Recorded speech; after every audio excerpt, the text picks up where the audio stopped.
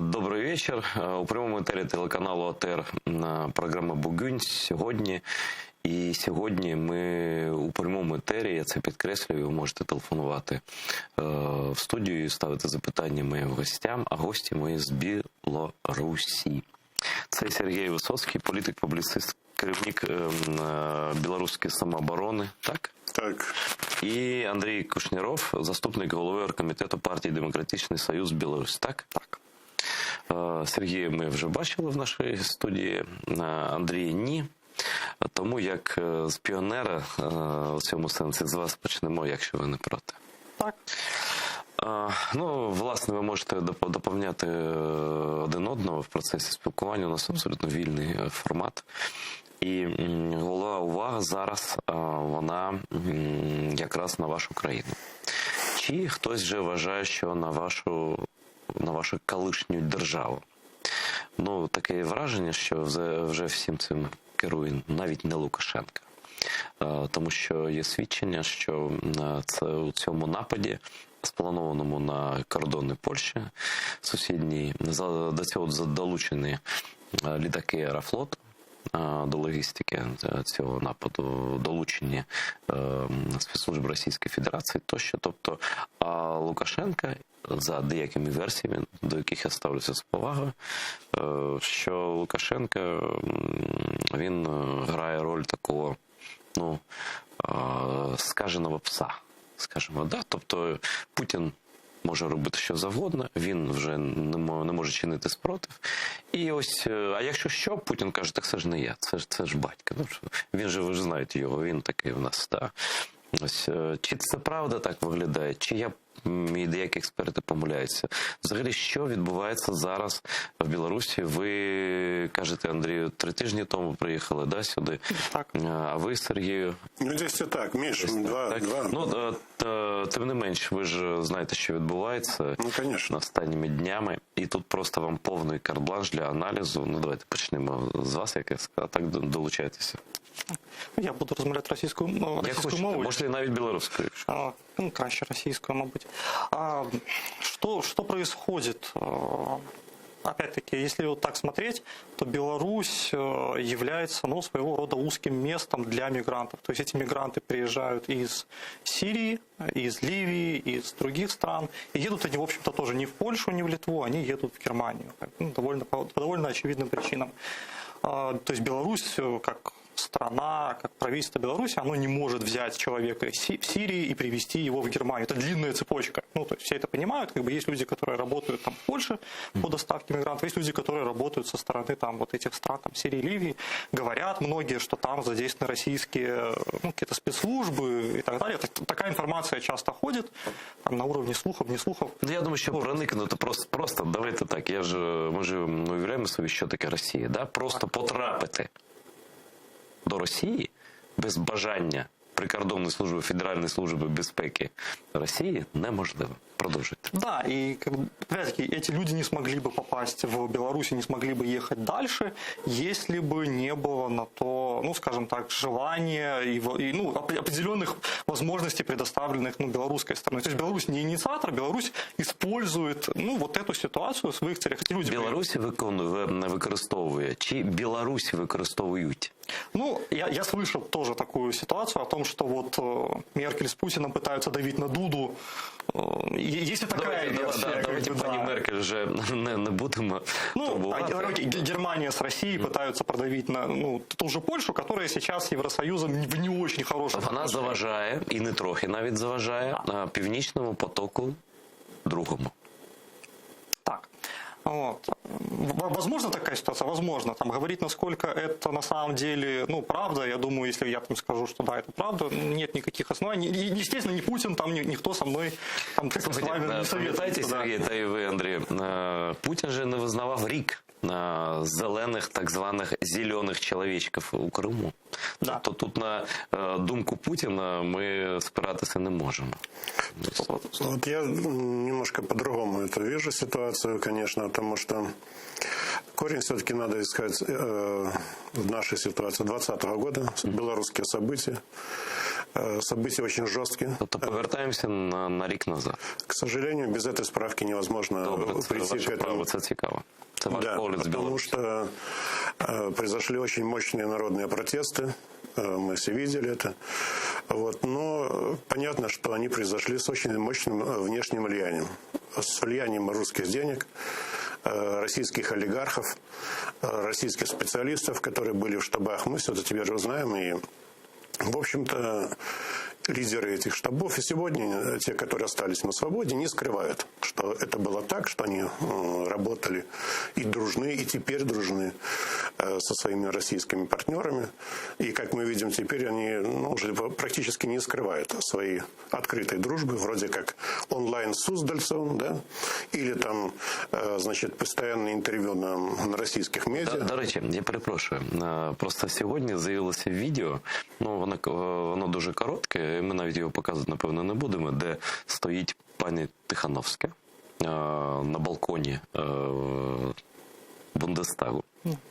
І там Бундестаг, всі депутати німецькі, стоячи, аплодують.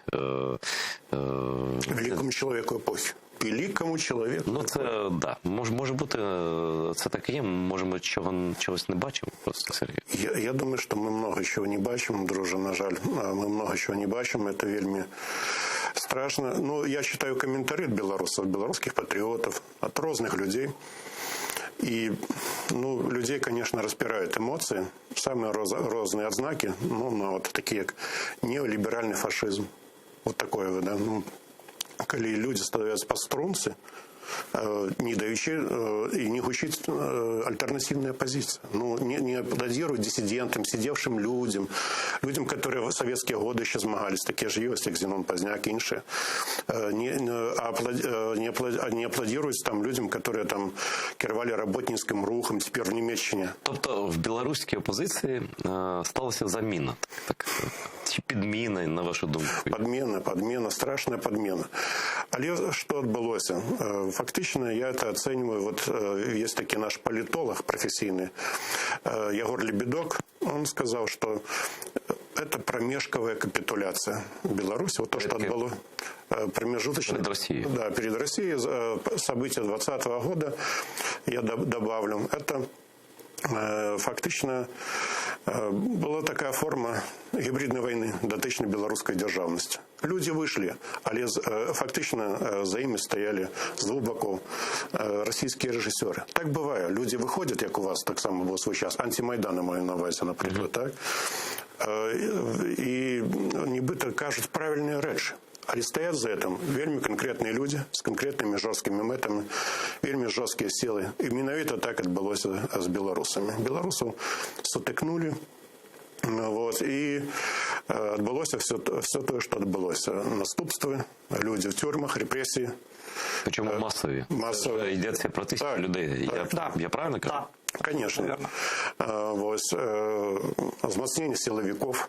Среди этих силовиков, значит, российская партия Лукашенко, которая перед Путиным фактично уже принижался, да, вымаливал там подтримки. Вот все это мы побачили. И зовсім інший стан Білорусі, удар по білоруській державній незалежності, плюс санкції жорсткі, страшні санкції, які Єврозв'яз спочатку казав, що будуть тільки дотичні сім'ї Лукашенки, дотичні його самого і виновних. Да. Потім Борель сказав, поміняв свою позицію, він сказав, що не поб'єш, значить, яйки, не зробиш омлет.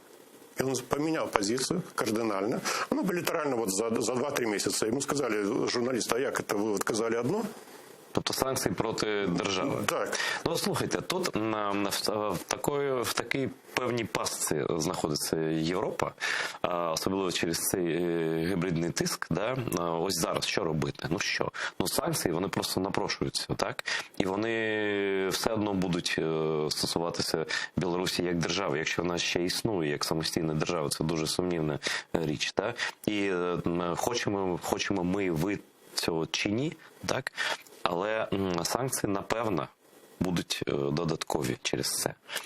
і не проти Росії, бо ми ж знаємо гібридну політику, да? Айдар, вот, до речі, два слова на эту тему сказала пані Галина Артеменко, это один з лідерів білоруської діаспори, до речі, ви її ведаєте, певно, за що вам подяка, тому що ви один з немногих, хто не боїться розмовляти з білоруськими дисидентами, білоруськими патріотами, тим великою міграцією, бо всі бояться, наші ліберальні канали к ним не підступаються. Серйозно? Так, ви що? Це заборонено, чорний список.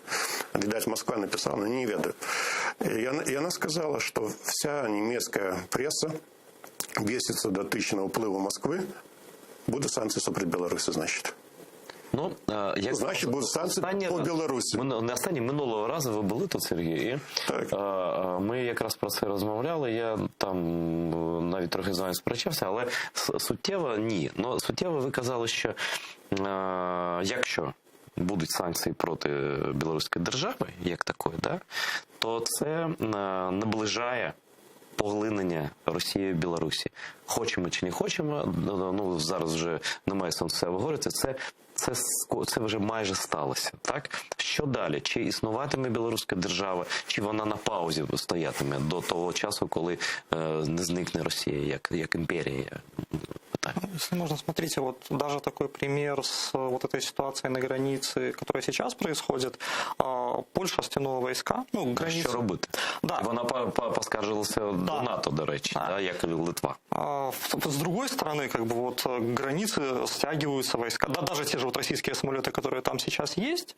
Вот. Но это следствие вот этого противостояния Ви на границе. спостерігаєте вже стягнення військ російських до кордону? Ну, сейчас, по крайней мере, Минобороны Беларуси заявил о том, что патрули совместные самолетов российско-белорусских будут на каждодневной основе. Ого, тобто... Вот тут выгодно это Украине или нет? На мой взгляд, ну, как бы, ситуация. Российские самолеты на территории Беларуси, Нам це дуже невигідно, але ми з цим процесом, на жаль, не керуємо. І я просто таке зауваження зроблю, що мені дуже не сподобалося, ну мені його заява взагалі не подобається Лукашенка, але те, що він сказав, одна із останніх його фраз така була, що він поскаржився Путіну на скупчення військ Польщі, ну, через цю провокацію сумісну, там, російсько-білоруську, там, можна так сказати, да? Скупчення війська Польща, вона ж відкрито виголосила там тривогу, і там частини самозахисту, да, там, ну, всього, да, і регулярні війська там, напевно, долучені вже, і Державна прикордонна служба, як там вона має назву, яку в Польщі. Тим більше сьогодні День Незалежності Польщі, і уряд Польщі не може здатися, да? Ну, не може так сказати, ну, ось так, відкриваємо кордон, давайте, заходьте до нас, да? Тим більше, як ви вірно сказали, ви не хочете до Німеччини, а може до Франції, там тепліше, да? Но... В Германии, они все кричат, Германия. Так, ну, я ж нічого, заради Бога, просто ось вони там стоять, і Лукашенко каже, я відчуваю загрозу для Білорусі. Він спекулює назвою своєї держави, яку він просто присвоїв собі. І наступна фраза, вона просто напрошується. Путін, введи війська. Путін, защити. Путін, приди. Ми тут чули це у 2014 році. Чи буде відверте звернення Лукашенка до Путіна по допомогу військову? Ну, вже де-факто, ви ж кажете, да, що літаки вже літатимуть. Айдар, я ведаю, я скажу, Лукашенко зараз політик з петлею на шиї. От політик, який займається політикою, робить некие справи з петлею з удавкою на шиї. Безумовно, білоруський режим найперше виновний в тим, що відбулося. Помилки були зроблені всі попередні роки. Ми їх ведемо з вами. Це етноцид, це винищення всього білоруського, це гульні з Москвою. Вот, это постоянно ползучие... Ну, ґрунт готувався. Готувався, так. А наприкінці это вже ми маємо разом з тим в этой ситуації, ну, справді нельзя промовчати про інші боки в этой історії.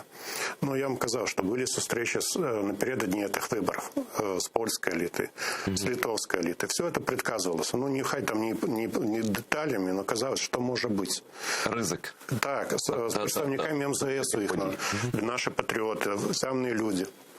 з американськими колегами і казали, що може бути, що треба не допустити, як треба діяти, аби це не відбулося, бо наступством може бути геополітична катастрофа. Геополітична катастрофа, яка наближається.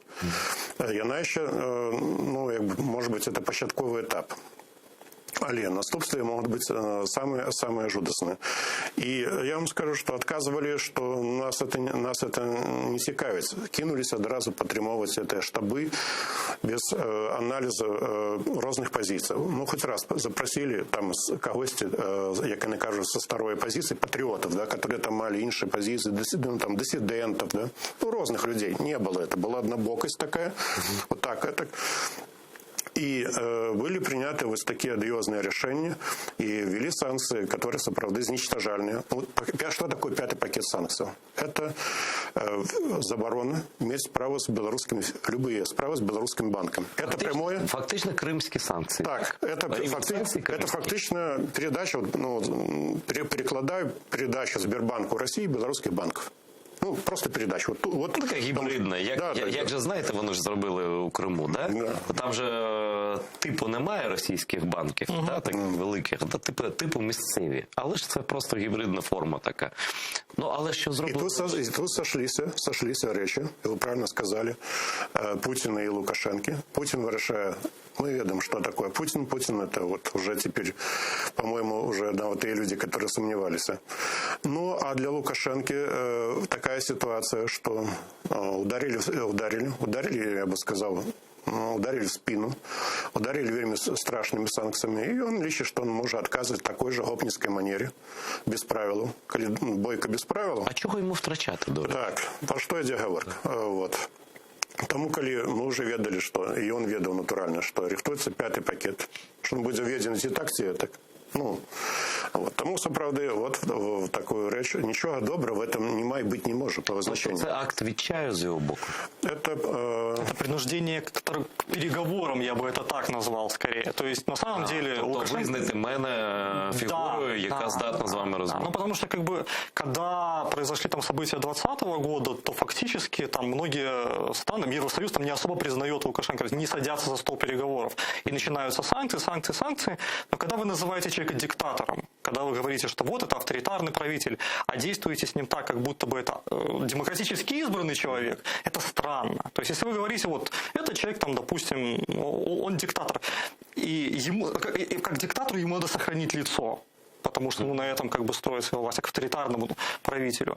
И это, с этим человеком вот в 2015 году, например, разговаривали. В 2015 году были выборы, опять-таки у нас большинство выборов проходит с огромными нарушениями. І всі це знають. І всі це знають, да. І завжди так було. Да. То спілкуються, то не В спілкуються. 2015 году не мешало как бы это Але, разговаривать. здається, це останній шлях, як ну, Лукашенка, як реального... Айдар, я трошки хочу додать за тих слов, що я казав, вот користуючись мовчимостью, тому що вот некоторые чиновники кажуть, що от теперішня влада каже, що от Висоцький один з тих, хто мав би бути представником національної конструктивної опозиції. Так от, як представник національної конструктивної опозиції, я хочу обвергнути слово міністра заміжних справ Білорусі і Макея і Савіних, було намісника, і хочу сказати, що Крим – це Україна, це земля кримських татар, яка належить державі Україні, і эта территория просто захоплена на сегодняшний час. Дякую вам, Сергій. Захоплена оккупантами. И это зважают подавляющие все белорусские патриоты и подавляющая большинство белорусов. Я думаю, что просто месседж такие до украинских политиков. Я так кажу, что поделяйте, что Беларусь – это не Россия, белорусский народ – это не Лукашенко, белорусский народ – это не российский народ, это разные народы. И коли есть это понятие, то можно все остальное выводить и правильно даже робить формулировки. Бо коли кажут, что там агрессия идет от белорусов, ну, вот так уже учить такие речи, то мы выдатно разумеем, что и агрессия идет от российского ФСБ, что... Сергій, дякую, що ви це сказали. Я просто вас заспокою, те, що, ну, я не знаю, хто в Україні може думати, що джерелом агресії є білоруський народ. Ну це просто може це якась частина там обдурена пропагандою російською, але точно білоруси і агресія це різні поняття. І те, що зараз відбувається на кордоні, ми вину за це на це. Ну, я думаю, жодна здорова людина не покладе вину за це на білоруський народ. Розумієте, там навіть вже йдеться це вже невідомо, це Порошенко, Лукашенко, чи зробив, чи він просто був примушений вже, чи він співучасник, так? Але ми продовжуємо нашу розмову. Зараз просто у нас дзвінок, а коли дзвінок ми перериваємо. Ви у прямому етері. Кажіть, хто ви, звідки, і ставте свої запитання моїм гостям. Добрий вечір. Я Скрипченко Катерина, я зі Львова. В мене є питання до панів співрозмовників. Як ви бачите саме рятування Білорусі та білоруського народу? І що ми можемо зробити з боку України для рятування? Яку ви бачите допомогу з боку Євросоюзу, з боку Європи? Чи це має бути гуманітарна допомога, чи має бути фізична, матеріальна яка-небудь? І я висіла на телефоні, я не чула. Чи вважаєте ви втрату суверенітету Білорусі як вже, тобто окупації Білорусі Російською Федерацією? Дякую. Чи вважаєте ви це фактом вже закінченим? Дякую за запитання. Я скажу, ведаете, объективно, что нанесен страшный удар по державной незалежности Беларуси. И видовочно, что идет процесс превратворения Беларуси в вот такую шерую зону, замест незалежной державы. И зразумело, что с вот такой напаўкаланіальнай залежнасці альбо абмежаванага суверэнітэта Беларусь сапраўды пераўтвараецца уже, адзнакі ёсць, в акупаваную дзяржаву. Але гэты працэс яшчэ ідзе, і вельмі шмат патрабуецца, конечно, патрабавалось бы ад палітыкаў адэкватных, якіх няма в Європі. На кого спиратися, так? Коли ще криху ранее были американские республиканцы, мы с вами в той раз сказали, и я с ними контактую, с некоторыми теперь. Они, даже скажу таки секрет Полишинеля, некоторые кажут, ну протримайтесь, мы просто некий час там вернемся, но покуль вы вернетесь, уже може бути повної анексії Білорусі. Може бути рахунок іде вже на місяці, так. А може на дні і на тижні. Ми ж не знаємо, коли Путін дотисне на Лукашенка. Нам вельми важна адекватна позиція. В свой час була така позиція Балто-Чорноморський альянс. Мы спробовали, я один з тих, хто був разом з українськими політиками, з Степаном Брацюновим, Андрієм Левусом, Олегом Медуницей, да, іншими вашими діячами, там політики руху так само брали удел в этом. Намагалися оживить этот проект. Литовські політики, там правий, правоцентрист, ну, консерватори. Він може активізуватися, але без Білорусі. Питання в тим, що коли б цей альянс все ж таки працював, это мой закид нашим коллегам. При всей повазе до их. Но яны могли згуляць грунтовную роль раней, дать правильные месседжи, стать силой для Еврозв'язу. Коли б была такая позиция, было бы значно тяжее. Я не кажу, что это не было реализовать, да. Але нікому это было не потрібно. Все намагалися, інші там, значит, тоже другие силы там робили на этом. 4-й проект, 5 зробили, 5 альянсів, ви ж ведаєте. У 2008 році Франція з Німеччиною не були категорично проти ПДЧ для України в НАТО, може і нічого цього б не було б. Так? Це вже, але ми не можемо повернути історію назад. Ближе України немає нікого, безумовно. І позиція України повинна бути, ну, хоча б не на запихування Білорусі в Росію.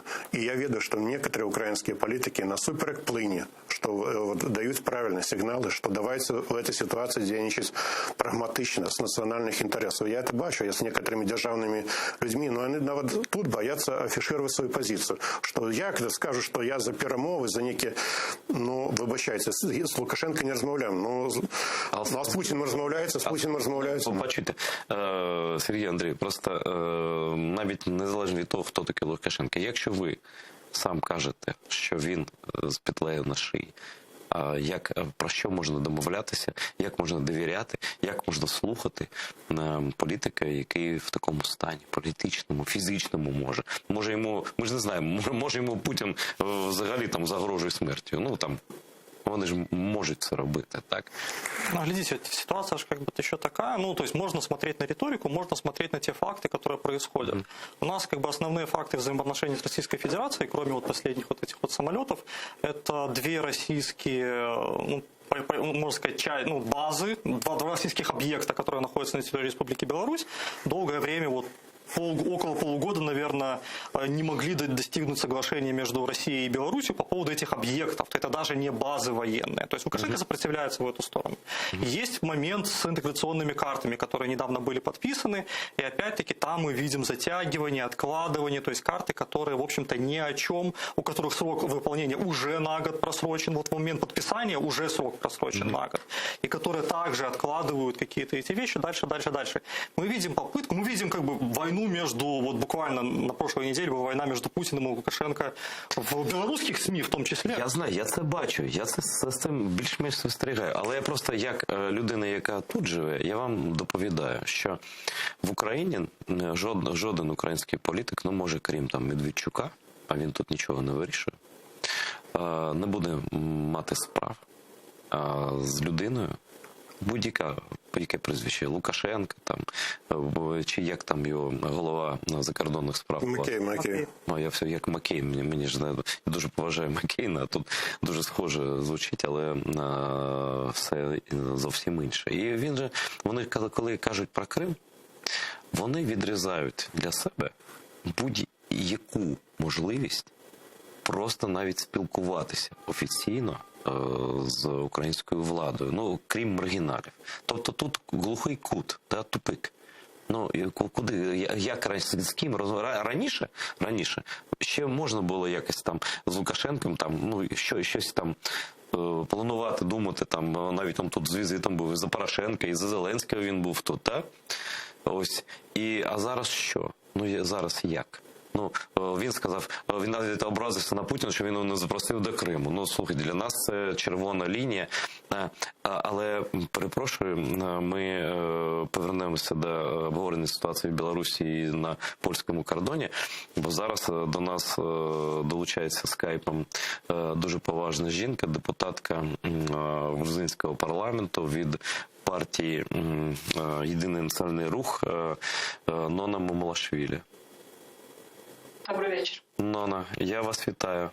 Ви нас добре чуєте? Слышу. Я можу ставити запитання українською? Пожалуйста. Сьогодні світ побачив кадри, ну я би так сказав, приниження людини. Навіть, не говорять, що це третій президент Грузії, ну просто, скажімо так, людини, так? Михайло Саакашвілі.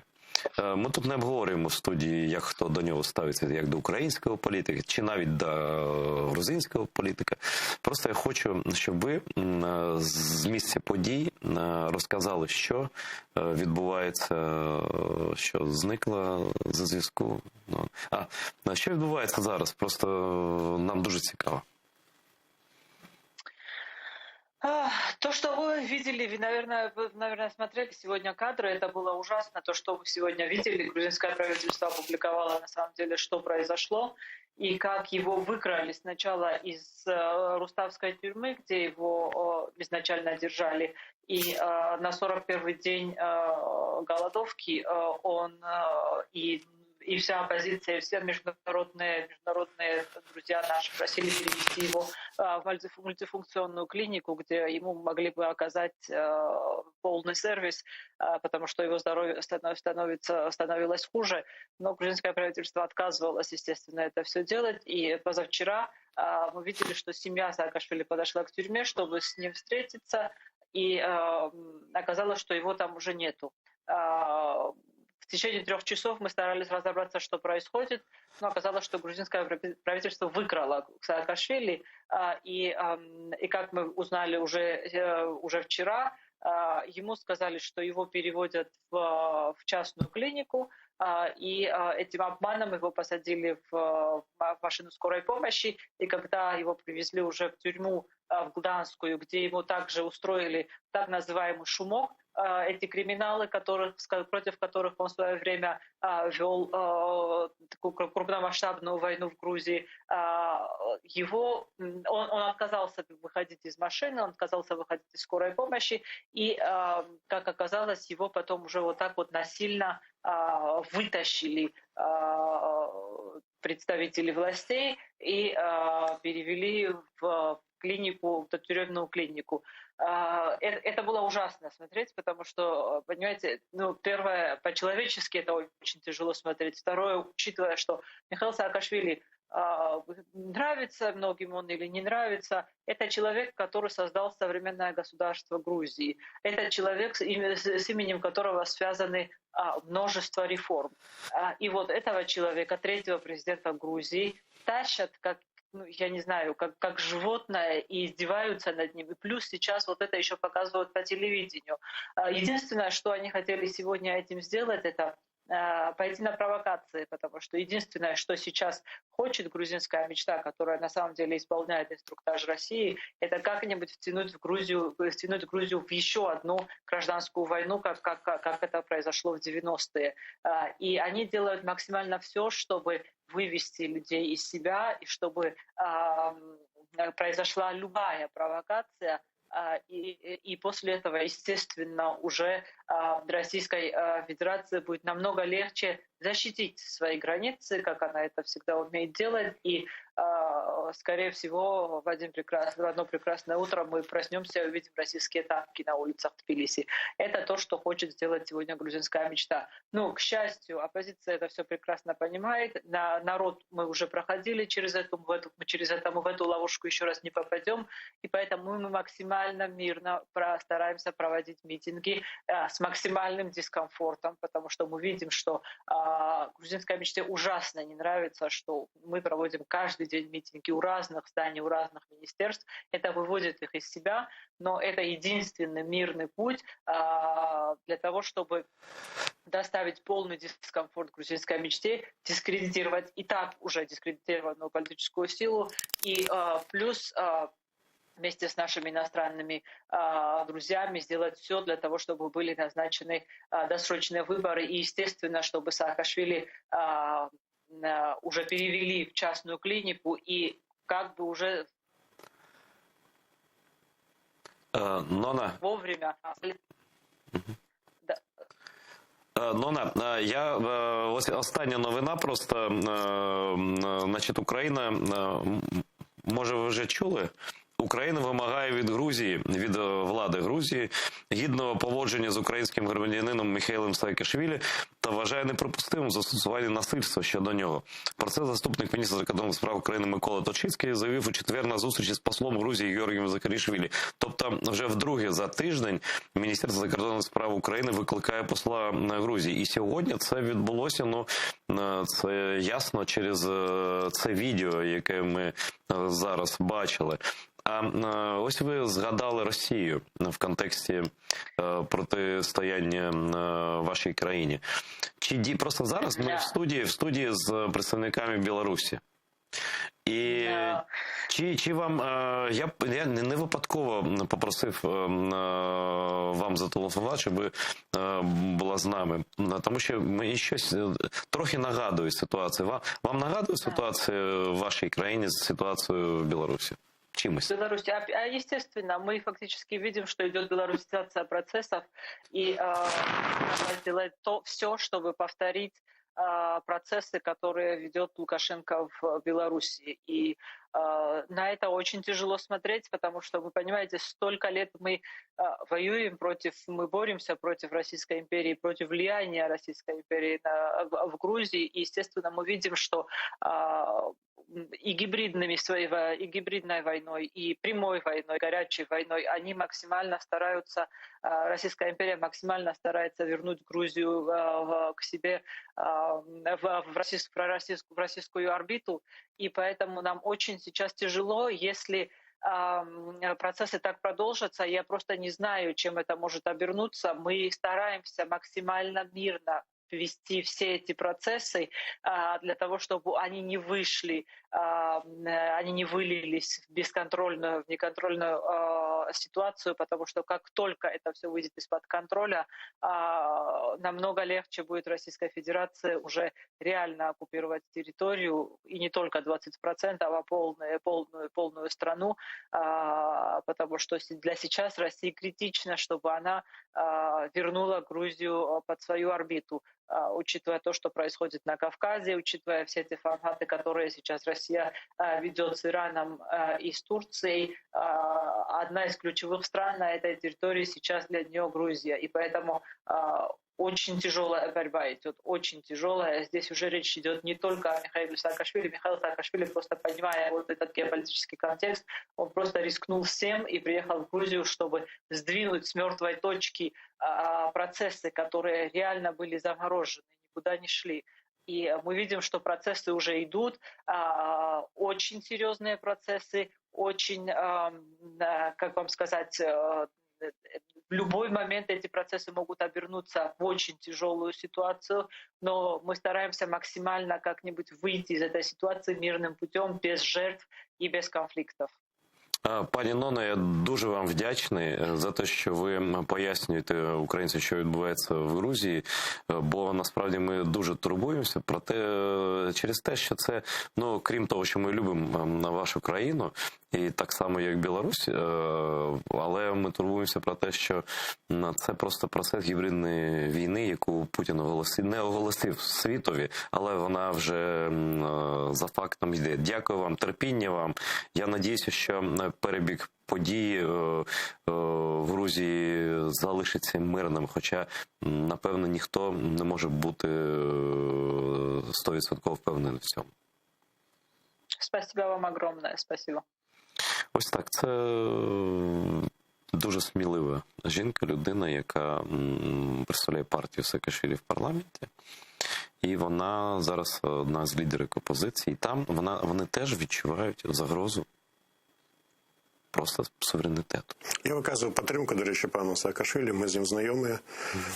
Це, безумовно, вельми талановитий, мужний чоловік, який зробив для Грузії, правда, як ви правильно сказали, держави, нової держави, і у якого мог би Лукашенко вчитися. Тому що, видите, є ж наша нова позиція, там одно, диктатор, но є ж диктатори, які стали героями своїх народів. Ну, наприклад, Назарбаєв. Здається, казахи мають іншу трохи думку, які тут біженцями є в Києві. Але здається, що всі такі добрі побажання вже трохи запізнилися. І Путін спіймав той момент, коли зміг накинути ту саму петлю на шию. Хотів він цього, не хотів, дуже, не дуже. За фактом. Айдар, ну я скажу одну річ. Видите, коли, я сказав, були в цій події, починалися вибори в Білорусі, і ми, білоруські патріоти, многі зверталися до представників Литовської Республіки, Польщі, нас не чули. Со мною не розмовляли. Мені позвонили 2 дні назад. 2 дні назад позвонив чоловік, литовський політик високого рангу. Ну, разумеется, то бок, где вы были весь этот час? Где вы были ранее? Где вы были, шановные польские коллеги, да, весь этот час? Что вы робили? Чему обосновывалась ваша политика? Чому ви ніколи не йшли на діалог з білоруськими патріотами? Що це за гульня з цієї, нашої пані Світлани? Вибачайте, Лукашенко ці вибори програв, але і вона програла. Коли вибори не відбулися, як визнає міжнародне законодавство, вони справді, то не може бути переможців. Я думаю, тут програв білоруський народ. Програв білоруський народ. Але, ви розумієте, це не кінець історії. Ситуація вельми жорстка. Прибувають нові мігранти, коли там буде 100 тисяч, коли там буде 200 тисяч. Які мури, який дрот витримає? Коли 200 тисяч людей, ви ведаєте, що це таке? Ой, дивіться, у мене є відео, може ви бачили його. Такий якийсь пропагандист, вам вони краще відомі, білоруський, в своїй програмі, просто, там є хамські речі в бік поляків. Я заздалегідь перепрошую у польських друзів.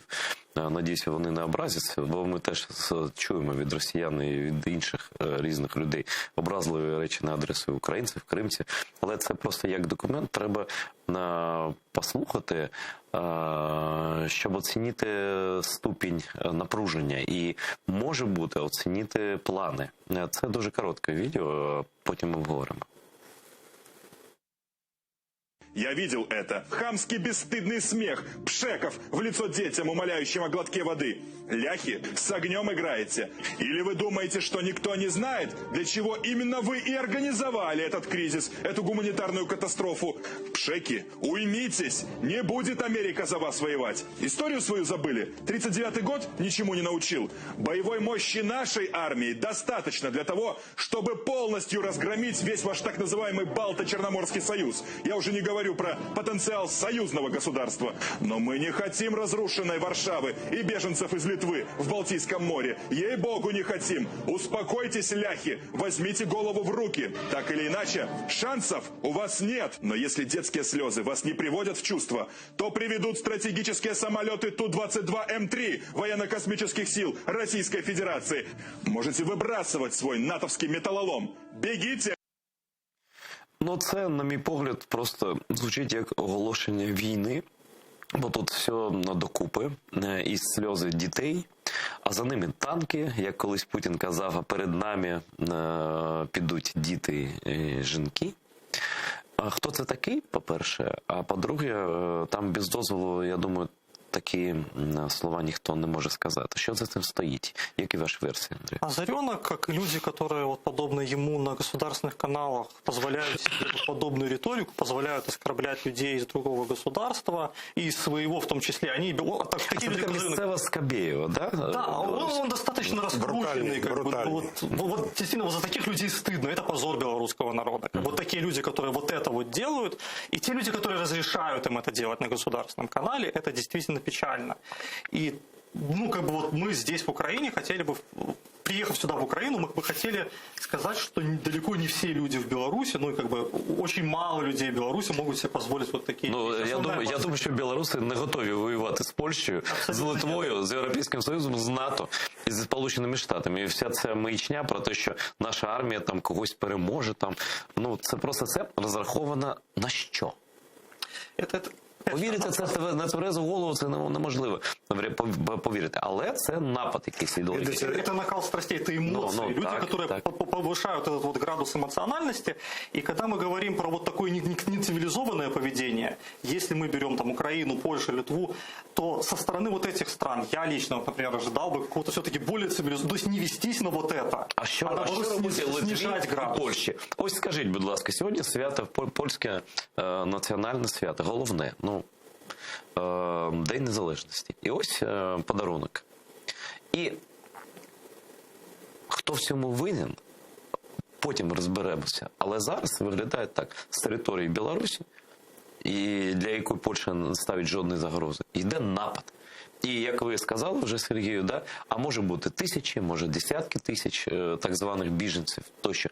А чого доброго чекати Польщі? Вона має тільки захищатися. І, до речі, сьогодні буде з Литви колишній міністр закордонних справ в моєму праймі. Дивіться, після 21:15, там після новин, буде заступник колишній міністра закордонних справ Литви, тож поговоримо про цю ситуацію. А що робити? Мені здається, що це вже цукцванг, і варіантів вже немає. Чи ви бачите? Всегда есть вариант как бы охладить немножко ситуацию. Опять-таки, когда мы говорим про Польшу, Литву, мы видим, вот в Польше сидит Ватушка, в Литве сидит там Светлана Тихановская, и они имеют поддержку от государственных программ. Открытую. Это российские политики, принимаемые поляками и литовцами, которые ведут антибелорусскую политику. Вот Светлана Тихановская приезжает и говорит, введите санкции против моей страны. Ну вот тоже как бы не очень хороший вариант. Я дозволю себе додать своего коллегу. Это все-таки Озаренок. Это, видите, такая одиозный персонаж в Беларуси. Это, безумовно, хам. это само собой. Но это такая досить комичная еще фигура. Це пародія на Соловйова. Ну, такая вот брутальная, брутто. Тому, к ему ставится, вот ему самые вот одиозные речи он огучивая. Его батька был одним из лидеров русского национального единства. Я з ним сутикався свой час на вулиці. Я думаю, звідки я пам'ятаю це? Який його батько знімав в фільмі про мене, класика жанру. Просто там була велика, коли-нибудь буде можливість. Но это все так. А насамрэч, вы разумеете, логика противостояния. Вот Беларусь, белорусский народ став закладником боротьби глобальних сил. Він припинив бути суб'єктом. Ну, народ завжди суб'єкт. Питання в тим, в якій мірі, як він повинен далі діяти, проти кого. Розумієте, зараз взятися за зброю, це апошнє сродок, я кажу, апошнє поспіється. Ну зараз, до речі, білоруси, принаймні, вже не бачать, що ворог то не хто виграв от ці братозабочі стички. Що вот кто выиграл? Российские самолеты в Беларусь прилетели, незалежность наша подсекается, значит, конфликт с соседями организовывается. Вот что отбылось. Кто от этого всего отримал? И мы вот теперь бачим, кто реальный ворог, кто от этого всего, что теперь уже многим белорусам не треба розжовувати. От я вже бачу, що... А зрозуміло багатьом, що Білорусь може стати ареною військового конфлікту? Безумовно, це страшна річ. І от до чого ми прийшли, але питання в тим, що, друже, есть в любой ситуации треба, знаете, зробити все, що мог, потім сказати, я зробив все, що мог, і будь що буде, так? Вот, щоб не допустити якраз цієї бойні, бо може бути все, ситуація надзвичайно серйозна. І коли нема здорового сенсу, і коли ніхто не хоче розмовляти, ні з ким не хоче розмовляти, ну ми ж розуміємо, хто від цього далі буде, що все йде до, ну, вибачайте, все йде до війни. Уже йде міграційна війна, йде гібридна війна, далі вже починається... А яку форму, ну як ваш прогноз, да? Матиме ця війна? Яку? Які варіанти? Чи може Путін заспокоїться з Лукашенком? Ну, тобто, якщо Європа буде жорстко діяти, скаже, ну він відползе. Ну, так було вже, так? Він так хвилями тиск посилює, потім відходить, дивиться, ну як це бандитський такий спосіб життя, так? От білоруська пропаганда каже, що вони озвучують, да, офіційно, вони кажуть, там, до речі, і вельми моцні професіонали, і вони кажуть, ні, ми це організували, це люди їдуть, це їхній вибір, але ми можемо на протягу суток це все спинити. А як? Він каже, а ми можемо на протягу суток, коли буде добра воля, він каже, з іншого боку, коли ми перестануть, ми раніше цих людей спиняли, брали на себе, а чому тепер ми повинні брати це все на себе, коли от нас так вмазали, да? Чому от...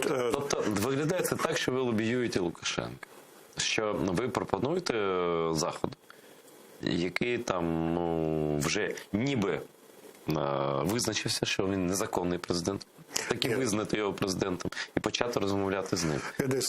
Нас, позицию патриотов, ненавидят, невероятно ненавидят, непрямая Лукашенко, не любит, ненавидят россияне, ненавидят либеральные колы на Заходе. Чому? Бо ми в інтересах свого народу і зважаємо інтереси наших ближайших сусідів. Тому що коли зав'яжеться бойня, при всій повазі до інших народів, но найбільш потерпять білоруси знову, українці, поляки, от наші всі народи, які жили в мірі завжди. Яка світова війна, вона на одних тих самих... Холокост у нас, Голодомор у нас, значит, Куропати у нас массово. Ну, пора ж уже включать, ситуация такая, что треба идти на все. Для обороны незалежности мира все просто для нас. Сергій може в тому, що Лукашенку що ніхто не довіряє. Ну, замечательно доверяют Путину, замечательно доверяют Эрдогану. Опять кризис с беженцами. Ну, это же не первый кризис. Я розумію, але довіри до них теж немає. Ну, до Путіна точно немає довіри. Але вони спілкуються з ним через те, що вони бачать в ньому. Так вони знають, що вибори не такі собі, да? Але він має реальну владу у своїй країні. Безумовно. Яка б вона не була.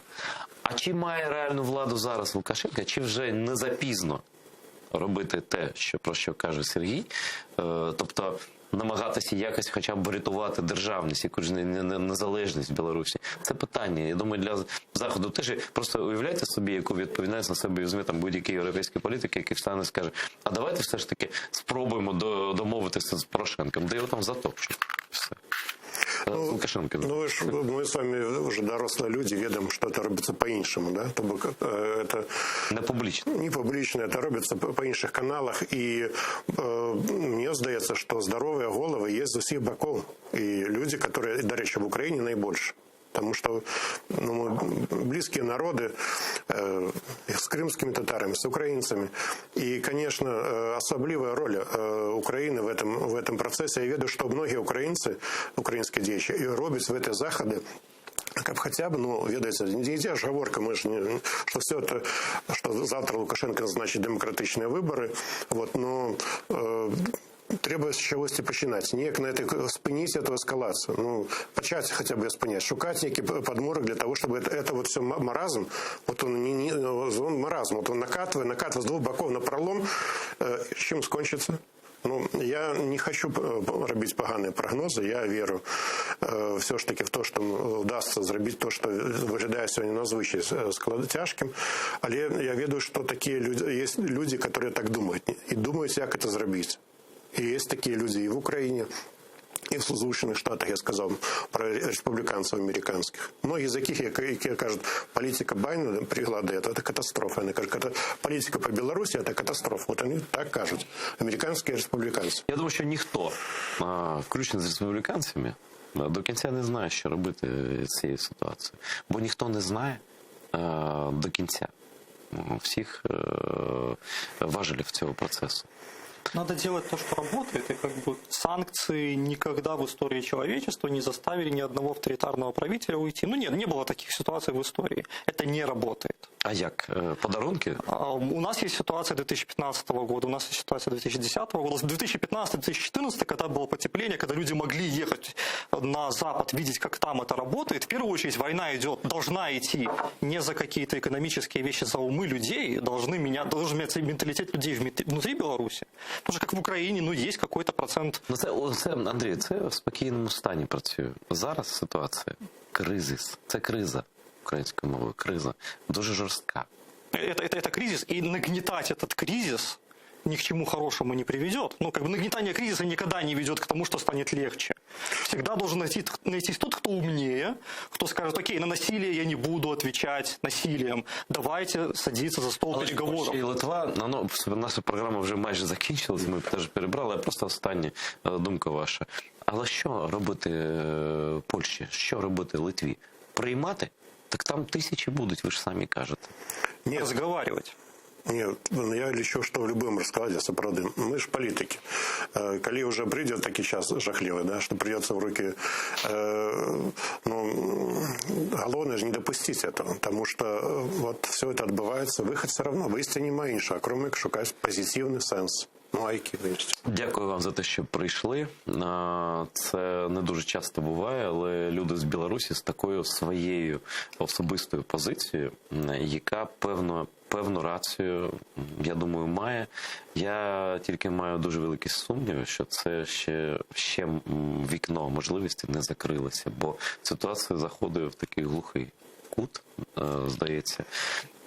І я думаю, що і ви погодитеся зі мною, що якщо ми разом привітаємо Польщу, громадян цієї дуже доброї країни з Днем Незалежності, побажаємо нашим польським друзям витримки, побажаємо їм єдності, побажаємо їм підтримки з боку мудрості, підтримки з боку інших країн. Україна, незважаючи на будь-які історичні речі, завжди з Польщею, як і кримські татари, як і зараз, я думаю, всі нормальні люди.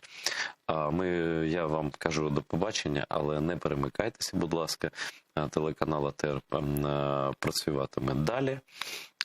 Єдине, про що я хочу нагадати, про те, що якщо ви хочете брати участь у боротьбі з російською агресією, яка набирає обертів, то долучайтеся до кола друзів, сім'ї, родини телеканалу АТR на сайті Patreon.